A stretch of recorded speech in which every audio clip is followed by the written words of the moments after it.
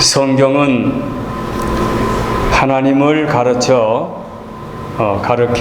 여러 가지 호칭이 있지요. 창조주 하나님, 전지전능하신 하나님, 사랑의 하나님, 스스로 계신 하나님, 또는 만군의 여호와 하나님, 또는 위로의 하나님, 이런 여러 가지 형태로 하나님을 부르지요. 그 중에서도 여호와 이레, 이 말은 준비하신 하나님, 여호와 니시, 여호와께서는 승리하셨다, 여호와의 깃발, 그런 뜻이 있겠지요. 또 여호와 삼마, 이 말은 여호와께서 거기에 함께 계시다, 그런 의미가 있고, 여호와 로이, 이 말은 하나님은 나의 목자, 하나님은 나를 인도하시는 하나님. 여호와 라파, 이 말은 하나님은 치료해 주시는 하나님이다, 이런 의미가 있겠지요. 그 중에서 특별히 여호와 살롬이라는 익숙한 단어를, 호칭을 우리가 알고 있지요. 여호와 살롬, 무슨 말씀입니까? 하나님은 평강이시라, 하나님은 평강의 하나님이시라, 그 말씀이죠. 이 여호와 살롬이라는 말은 그 구약 성경 사사기에 보면은 기드온이라는 사사가 처음 사용한 말, 사사기 6장 4절 말씀, 24절 말씀 보면, 기드온이 여호와를 위하여 거기에 제단을 쌓고 그것을 여호와 살롬이라 하였더라. 그것이 오늘날까지 아비에셀 사람에게 속한 오브라에 있더라. 이 곳에서 여호와 살롬이라는 단어가 처음 성경에 기록된 줄 압니다. 왜 이렇게 서론에서 여호와 하나님의 호칭을 이야기하면서 여호와 살롬에까지 이어집니까? 그 말씀은 오늘 주보에 나온 대로 제목이 평강의 주라는 제목을 정했기 때문에 이렇게 말씀을 서론에서 정리해 보았습니다.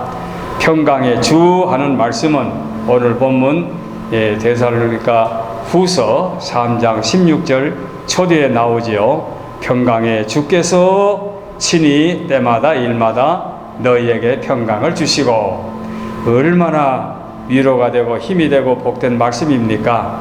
저는 어려서부터 이 말씀을 굉장히 아주 많이 사용하고 위로를 받아서 우리가 초기에 교회에서 달력을 제작할 때에 이 성경 구절을 많이 사용하여 여러분 각 가정에 선물로 드린 기억이 납니다. 평강의 하나님, 평강의 주, 이 말씀은 바울 사도가 많이 사용한 말씀이에요.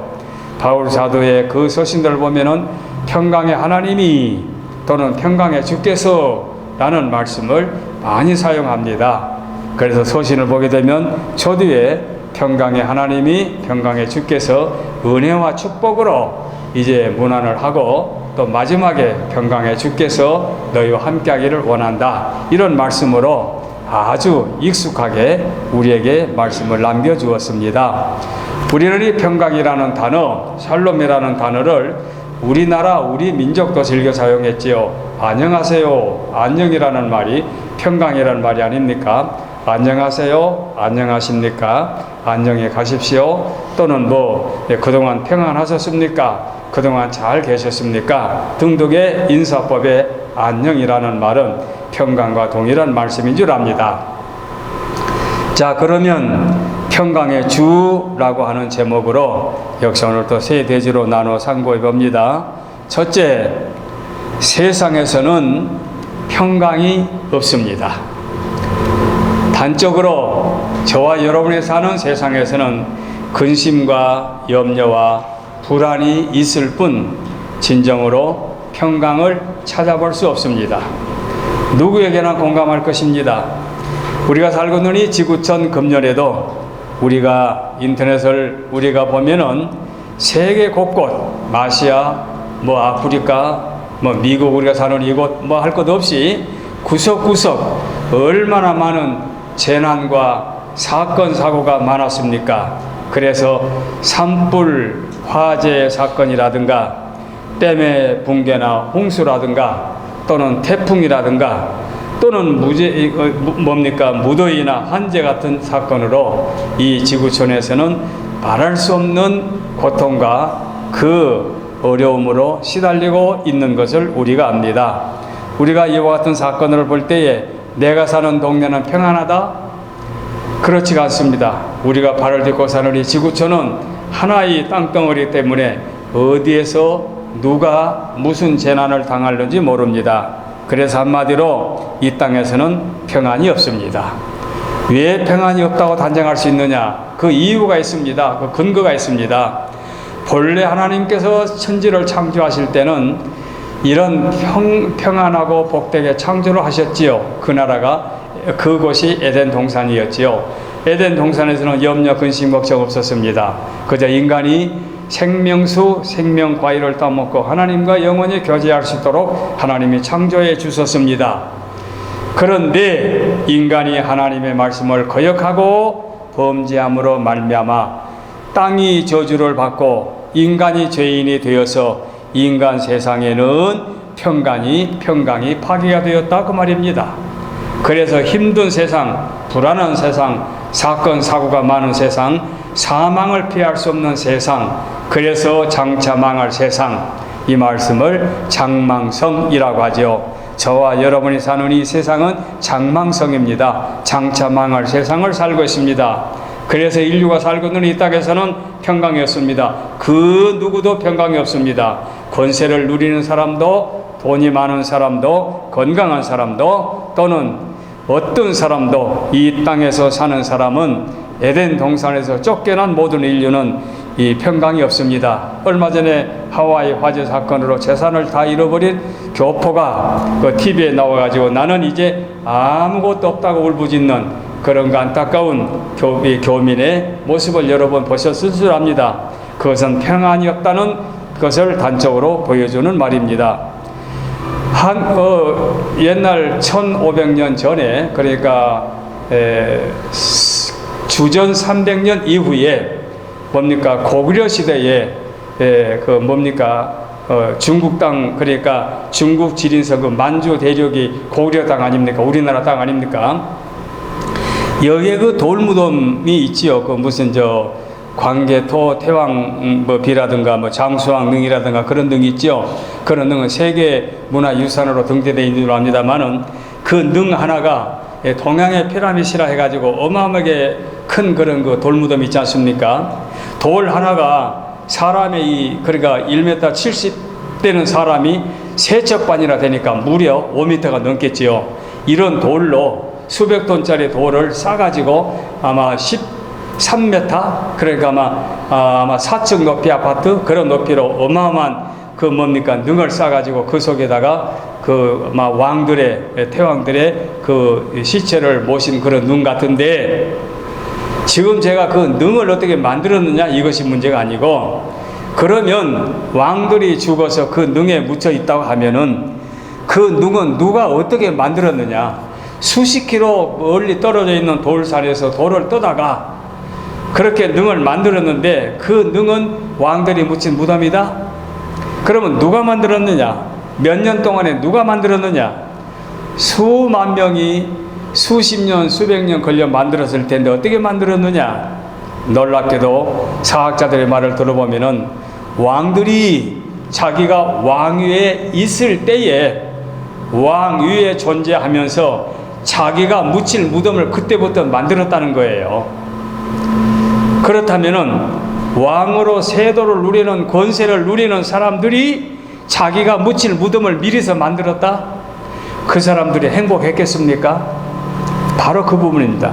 인간 세상에서는 권세를 누리는 왕들이 자기가 묻힐 능을 만들기 위해서 살아있는 동안에 그 능을 만들었다면 그 사람, 그 왕들의 마음이 평안했겠느냐? 그렇습니다. 인간 세상에서는 그 누구도 평강이 없다는 예인 것입니다. 평안이 없습니다. 그래서 그런 얘기가 이런 얘기는 흔하지요. 미국 어느 돈 많은 부자가 잭슨이라는 흑인 가정부를 가정부로 두고 있는데, 그런데 돈 많은 부자는 항상 문제가 많고 복잡했습니다. 그래서 항상 다투고 근심하며 수면제를 먹어야 잠을 이룰 정도로, 그리고 술을 마시고, 그래도 늘 불안하게 삽니다. 그런데 그 집에서 일하는 잭슨이라는 그 여인은, 가정부는 늘 콧노래를 부르면서 일을 하는 거예요. 그러니까 주인이 보니까 신기하거든요. 자기는 그렇게 돈 많은 사람으로 그야말로 세상 사람들 부러울 것이 없는 것을 다 구비하고 사는데도 마음이 불안해서 수면제를 먹고 술 먹고 잠을 자는데, 그런데 그 일하는 사람은 늘 흥얼거리면서 노래를 부르면, 그 노래 사는 찬송인데, 그렇게 사니까 한 번은 질문을 했대지요. 나는 이렇게 돈이 많아도 걱정이 많은데 아주머니는 남의 집에 살면서 뭐가 그렇게 기쁩니까? 뭐가 그렇게 기뻐서 그렇게 콧노래를 부르면서 노래합니까? 하고 말하니까 가정부가 대답을 합니다. 나는 당신처럼 돈이 없으니 잃어버릴 염려가 없고, 집이 없으니 불이 날까 걱정할 것 없고, 명예가 없으니 누가 나에게 빼앗아 갈까 없고, 누가 나에게 욕할까 걱정할 것 없고, 이미 병들어 죽을 몸이니 걱정할 거 없고, 다시 아프면 불편한 몸 벗어버리고 주님 앞에 하나님께로 갈 것이니 나는 아무 걱정도 없고 소원도 없습니다. 내 주 예수 모신 곳은 그 어디나 하늘나라입니다. 주님과 함께하면 슬픔은 사라지고 기쁨만 가득합니다. 주님의 평강을 누리십시오 하고 주인에게 권면을 했다는 겁니다. 돈 많은 집 주인과 그 집에서 일하는 가정부의 대화가 우리에게 상당히 공감이 가는 말입니다. 세상에서는 평강이 없다, 이 말은 제가 억지로 꾸민 말이 아니라 현실적으로 부인할 수 없는 사실입니다. 자, 그러면 두 번째로, 평강은 주 안에서만 있을 뿐입니다. 지금 제가 예를 들어 말씀하신 그 가정부 부인이 자기는 아무것도 가진 것이 없지만 평안합니다. 왜? 나는 하나님을 모시고 살기 때문에, 하나님의 나라 갈 것을 소망하고 살기 때문에 평안합니다, 이거지요.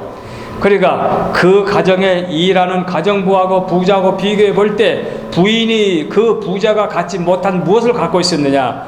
그리스도 안에서 믿음으로 사는 믿음을 가졌기 때문에 그 여인은 평안하다는 겁니다. 그러니 두 번째 대지는 평강은 주 안에서입니다. 주님께서 이렇게 우리에게 평강을 선물로 주셨기 때문에 이 땅에 오셔서 33년의 모든 임무를 마치시고 십자가 사건만 남겨놓으시고 고난주간에 사랑하는 제자들에게 마지막 선물로 뭘 줬습니까? 요한복음 14장 27절에 평안을 너희에게 끼치노니 곧 나의 평안을 너희에게 주노라. 내가 너희에게 주는 것은 세상이 너희에게 주는 것 같지 아니하니 하니라. 너희는 마음에 근심하지도 말고 두려워하지도 말라. 마음에 근심도 말고 두려워하지도 말고 내가 너에게 주는 평강을 받아라. 주님이 하늘나라 가시기 전에, 십자가 지시기 전에, 당신이 죽으시기 전에 사랑하는 제자들에게 이 땅에 머물러서 복음을 증거하다가 순교의 제물이 될 사랑하는 제자들에게 마지막 선물로 평강을 선물로 주셨습니다. 이게 주님의 최후의 선물이지요. 인간 세상에서 평강이 그만큼 소중하기 때문에 주님은 그런 선물을 주신 거지요. 요한복음 14장 1절에 너희는 마음에 근심하지 말라. 하나님을 믿으니 또 나를 믿으라. 아까 제가 서로서 말씀드린 하나님께서는 평강의 하나님, 주님은 평강의 주님이신데, 그 주님께서 너희는 마음에 근심하지 말어. 하나님을 믿으니 또 나를 믿어 하고 명하신 말씀을 보게 되면 주님만이 평강을 인간들에게 주실 수 있는 유일한 분이고, 오직 이 땅에서는 평강이 없다는 것을 그대로 보여주시는 말씀입니다. 스데반 집사님의 순교의 모습을 여러분 연상해 보세요. 그 많은 사람들이 살기 등등하여 때려 죽이려고 돌을 들고 있는데, 그 중에서 담대하게 창세기부터서 그때의 사도, 그 시대에 이르기까지, 그리스도의 죽으심과 구원의 완성 이르기까지 질서정연하게 체계적으로 학문적으로 구약의 말씀을 다 말씀드리면서 그 주인공 예수 그리스도를 이 땅에 보내주셨는데 너희들이 죽였다 하고 예수님을 분명히 그들에게 소개했습니다. 그럼에도 불구하고 그들은 양심의 찔림을 받고 돌로 스데반 집사를 때려 죽이지요. 그때 스데반 집사의 모습이 어떠했습니까? 눈으로는 하나님의 나라, 하나님 우편에 서 계시는 인자하신 예수님을 보면서 그의 몸은 육신은 죽어가면서 얼굴은 천사의 얼굴 같다고 했습니다. 그 천사의 얼굴 같다고 하는 바로 그 부분은 스데반 집사는 이 세상에서 순교 죽음의 순간에 평강을 갖고 있었다는 증거입니다. 그 평강이 어느 평강입니까? 주께서 주신 평강입니다. 세상이 주는 것 같지 않은 주님이 주신 평강, 그 평강입니다. 여러분, 이런 말씀을 이렇게 하면 목사님 그 말씀이 이론적으로는 맞고 설교는 흠이 없는 설교라고 칩시다. 그러면 저 북아프리카 리비아에서 수만 명이 죽고 지금 실종된 사람들이 그 두 댐이 무너져서 그 많은 사람들이 죽어갔는데, 그러면 그 사람들 중에 크리스찬이 없습니까? 물론 저와 여러분들이 모르지요. 있을 수도 있고 없을 수 있지요. 그럼 있다고 칩시다. 그러면 그 중에서 스데반 저사처럼 다 죽어가면서 천사 얼굴처럼 했겠습니까? 아마 그 사람들은 원망하고 아마 괴로워하면서 죽은 사람 있지 않았겠습니까? 물론 그럴 것입니다. 그러나 우리가 기억할 것은 지금 우리의 민족 북한도 숨어서 70년이 넘은 이 시각까지도 숨어서 연년이 이어지는 그리스도인들이 지하에서 예배를 드리고 있고, 북한에서 발행된 성경도 여러분 우리가 인터넷으로 찾아볼 수가 있을 정도로 복음은 지금 지하에까지 뻗쳐가 있는 거지요. 지금부터 150년간 1873년에 뭡니까? 시카고 대화재 사건, 우리가 기사로 잘 알고 계시지요. 그 사건과 이번에 리비아 사건과 한번 비교해 볼 필요가 있습니다. 많은 사람들이 집과 재산을 잃었지요. 그때의 시카고 의과대학 법학 그 교수인 스페포드 교회에서는 집사고 학교에서는 교수이고, 그분도 집도 재산도 다 잃고 교회 봉사를 많이 한 분인데, 시카고 무디 장로교회 회계 집사였고 교회 학교 교사였으며 YMCA에서 활동을 했으며 노스웨스트 신학교 이사까지 한 사람이에요. 그러니까 이와 같은 사람은 정말로 그리스도를 위해서 충성하고 헌신했던 신실한 분이지요. 그런데도 화재 사건으로 재산을 몽땅 잃었습니다. 뿐만 아니라 그 자기가 섬기는 교회까지도 화재로 몽땅 타버렸지요. 그래서 포드가 여러분 회든지 포든지 하여간 여러분 발음 대로 이해하십시오. 근데 그 교수에게는 부인이고 네 딸이 있었는데, 너무 하루아침에 재난을 당하고 나니까 그러니까 6 식구만 남은 거예요. 그래 가족들이 너무 불안해하니까, 그러니까 질병을 너무 불안해하니까 병원에서 의사가 좀 안전한 곳에 가서 휴양을 좀 하게 하라. 그래서 그 남편 스페포드 교수가 부인과 그 네 딸들을 유럽으로 불러서 어느 휴양지로 보냈는데, 같이 가고 싶었지 않은 그 화재 사건으로 교회도 할 일이 많고 자기 집도 마찬가지지만 무디 학교도 또 할 일이 많고 하니까 자기는 남아서 뒷수습을 하고 부인과 딸을 이제 보냈는데, 그 딸의 이름이 맥이, 타티나, 애니, 베시 이렇게 네 딸인가 봐요. 그래서 불라서 여객선 비르두 하베르호를 타고 가는데, 근데 그 대상인가요? 그 바다에서 영국배 로키안호 배하고 충돌이 돼가지고 그만 1983년 11월 22일, 그러니까 11월 하시면 얼마나 춥습니까? 한국에 김장할 때지요. 그때의 이 배 충돌로 말미암아 엄청난 많은 사람들의 세상을 떠났는데, 스페포드 교수의 네 딸이 226명이 바다에 실종하면서 죽게 될 때 함께 희생을 당했습니다. 그러니까 부인만 겨우 살아남아가지고 영국 웨일즈 카디프에 도착을 했는데, 이제 딸을 잃어버리고 부인이 영국에 도착해서 이제 목적지는 불란서인데 영국 가가지고 남편에게 이야기를 한 거예요. 남편이 그 스페포드 교수가 그 이야기를 들으니 얼마나 기가 막히겠습니까?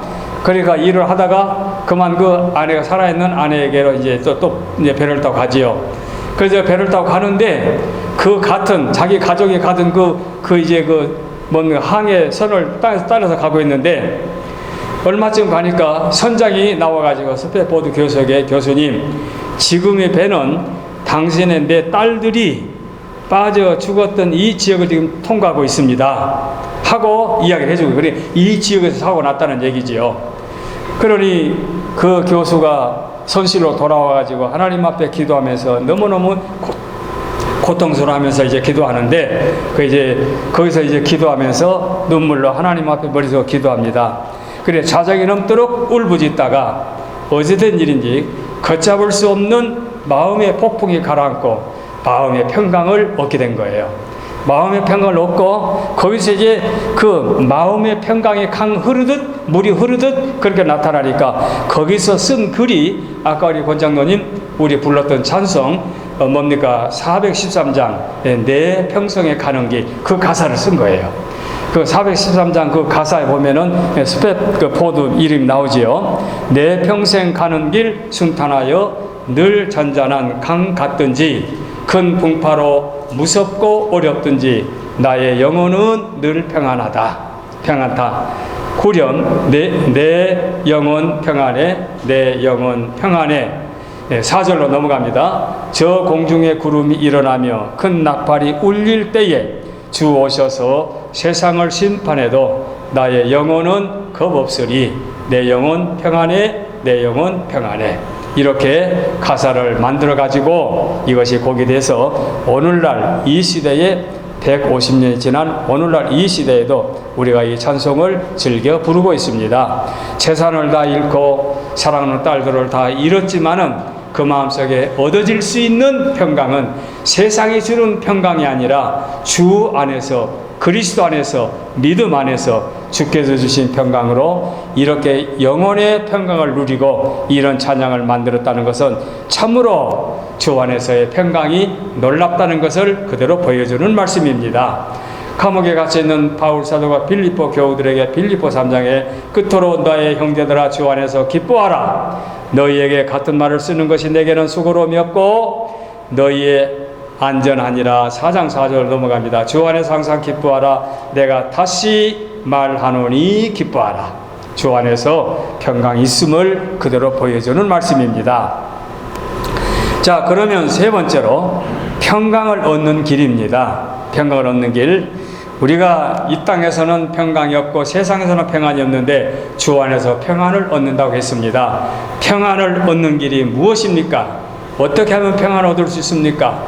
그 평강을 얻을 수만 있다면 얻겠다는 얘기지요. 얼마나 좋습니까? 빌립보 4장 7절에 하나님의 평강이 예수 안에서 너희 마음과 생각을 지키시리라. 하나님의 평강, 그 평강이 예수 안에서입니다. 예수 안에서 너희 마음과 생각을 지키시리라. 뭐 이 말 한마디면 답이 된 것 같은데 또 빌립보 4장 9절에 7절 위에는 7절이고 9절에 평강의 하나님이 너희와 함께 계시리라. 평강의 하나님이 너와 함께, 예수 안에서 너와 함께. 동일한 의미의 말씀 아닙니까? 구약 민수기 6장 26절을 보면은 하나님은 너희에게 평강을 주시기를 원하노라. 하나님은 너희들에게 평강 주시기를 원하신다는 하나님. 또 이사야 48장 18절을 보면은 하나님께서 말씀하시기를 내가 내 말을 들으면, 하나님께서 하신 말씀이에요. 네가 당신이 내 말을 들으면 평강이 강같이 임한다. 자, 하나님의 말씀을 보면 평강은 하나님께 있고 하나님이 우리로 하여금 평강 누리시기를 원합니다. 어디에서? 조건이 있습니다. 주 안에서. 그러면 이제 답은 나왔습니다. 그리스도를 나의 주님으로, 주인님으로 모시면 평강은 주님이 나에게 선물로 가지고 들어오신다는 얘기입니다. 이게 평강을 얻을 수 있는 방법입니다.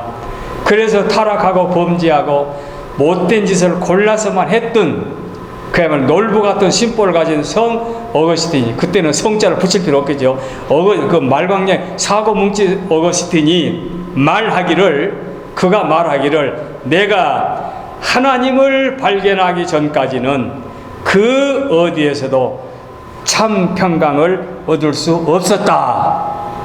무슨 말입니까? 어거스틴이 하나님을 만나기 전에는 별짓을 다 했지요. 과부하고 살기도 했습니다. 망나니 짓을 골라서 했습니다. 어머니가 원하는 것 반대로만 일을 했습니다. 어머니가 성모 어머니와 같은 기도하는 어머니였으니까. 그런 못된 아들이 하나님을 발견하기 전까지는 평강이 없었다. 그렇다면 이제 그 후에 하나님을 발견한다면 어떻다는 얘기입니까? 나에게 평강을 얻었다는 얘기지요.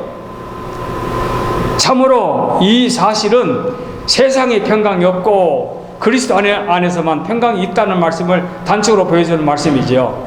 스폴전 목사님 같은 분들 말씀하지 않았습니까? 이 땅에서는 평강이 없어, 주 안에서만 평강이 있어 하는 말씀을 뭐라 말씀입니까?